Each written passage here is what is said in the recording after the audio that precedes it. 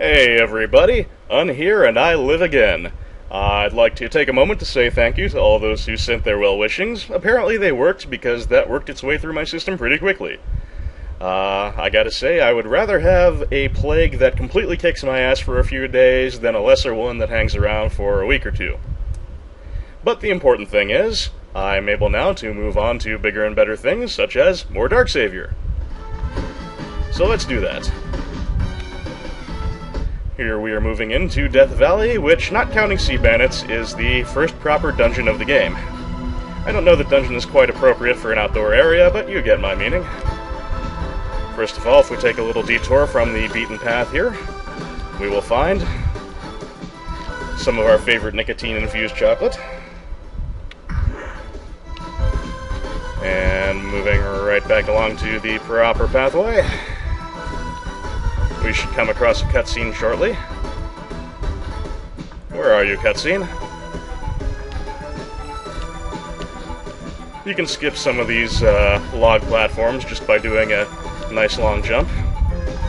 Oh, there's our cutscene. Inside Dead Man's Castle.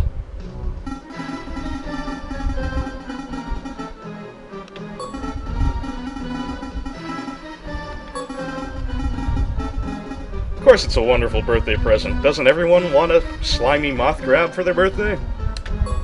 As for Doc here, I would almost think this was a deliberate reference to Dr. Octopus, except this is a Japanese game and I don't know how big Spider-Man really is over there.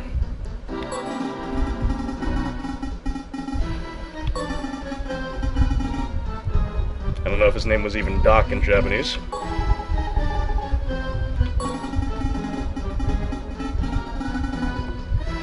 I can't help but think Kurt Legan is underestimating Balan a bit there. Given a freaky thing like that versus a shark, I do not think I would favor the shark.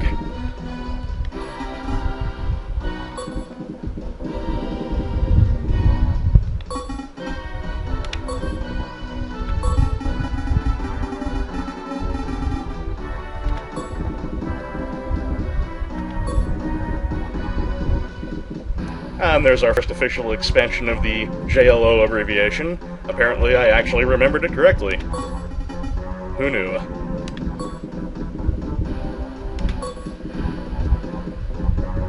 And certainly we haven't seen any other cutscenes that would explain Drizzt's peculiar behavior now, have we? Apparently, Kurt Legan is a firm believer in the Guantanamo method of prison management.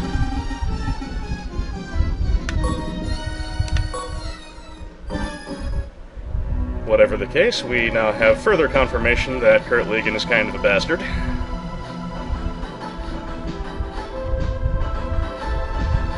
And moving right along, Death Valley appears in several parallels, but Parallel 1 is kind of like Dark Savior's easy mode, probably because it's the one you're most likely to see when you're first starting the game and not able to do a good time on Sea Bandits.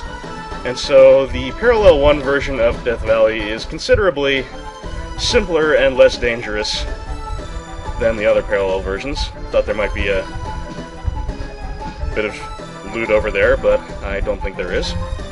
And here we are introduced to Regina, who is the main source of trading in the game. She will trade things for points. Other characters will sometimes trade things for other items, but they don't appear nearly as often as you have encounters with Regina. Because I do not have 5 chocolates, she doesn't want anything to do with me. If I had any of the other items, like, the porn mags or the pruno, she might have other options, other offers, but I don't, so she doesn't. As I mentioned before, if you fall into water or a bottomless pit, as long as you have enough points, Jack will save you, and you won't die. However, if you do run out of hit points on the field due to traps or environmental hazards or whatever, or if you should die in combat, that is an instant game over. So, falling in things is much more likely to happen to you, quite often in some areas, but it's also a lot less consequential.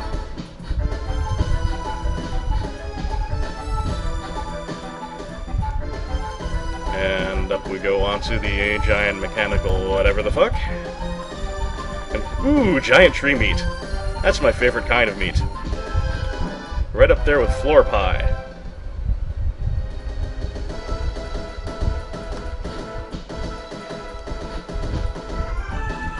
And, trees, incidentally, behave just like ladders in this area.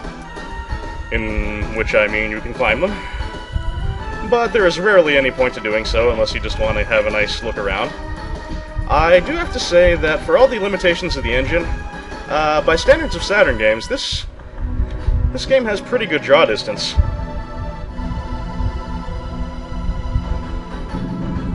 Oh boy, it looks like it's time for more of that thrilling Dark Savior combat. Since we captured Dunbar, we can use him here. He has slightly better stats than Garion, but the ranges on his attacks are all weird and I hate using him. So we'll leave him in the reserves for now. And fight the BIOS, born in the hellish labs of American Megatrends. Let's just hope Garion doesn't get it into his head to flash the BIOS, because that is the last thing we need to see. Anyway, not much to say about this, it's just more Dark Savior combat. Although I should mention that, as I just did, pretty much always the best time to break out your super on any enemy will be as it gets up, because enemies in this game are very bad about blocking as they arise from a knockdown.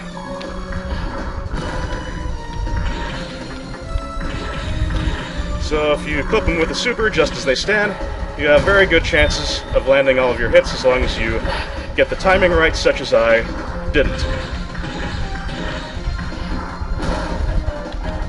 And Shoryuken! Oh, god damn it, I thought I would get the knockout with that. That was anticlimactic.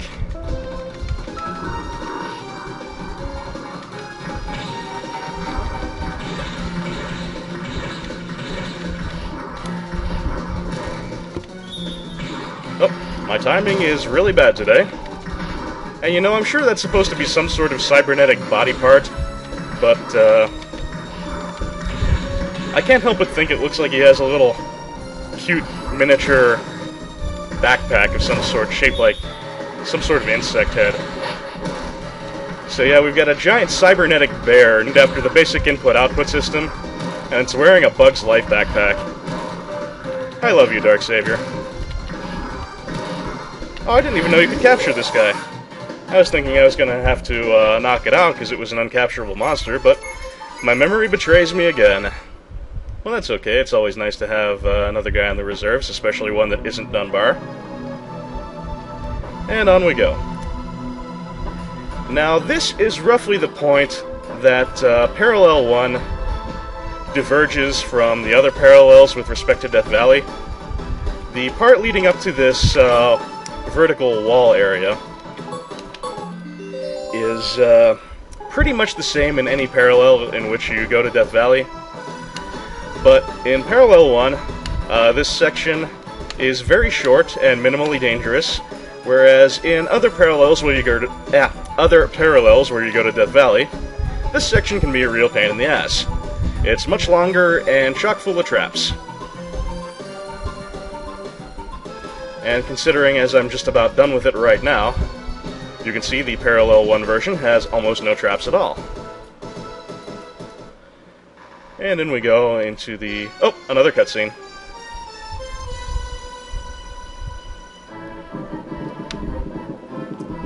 Bruno here is the leader of the Jailers Liberation Organization, but that's all we get to see of him for the moment. You will notice cracks here in the girder when Garion's head is not clipping through it. That is the indication that you are to whack it. Like so. And here we have a very basic jumping puzzle. Believe me, we will be treated to far worse. The vast majority of Dark Savior's difficulty comes from its platforming, which can be downright devious at times.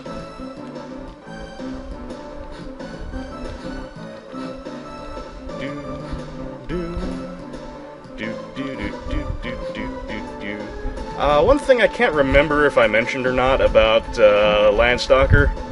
In Landstalker, your character did not have a shadow, which could make judging distances on landings a lot harder. For all that I think that Dark Savior does not quite measure up to Landstalker, Garion does cast a shadow, which makes sticking your landings a lot less painful. And so we may all be grateful for that. I could go move on right here, but there's some Pruno over here, and I want it. Here we have the jumping around corners trick, which is optional here, but will become downright critical in some of the later, and as I said, more devious jumping puzzles to come.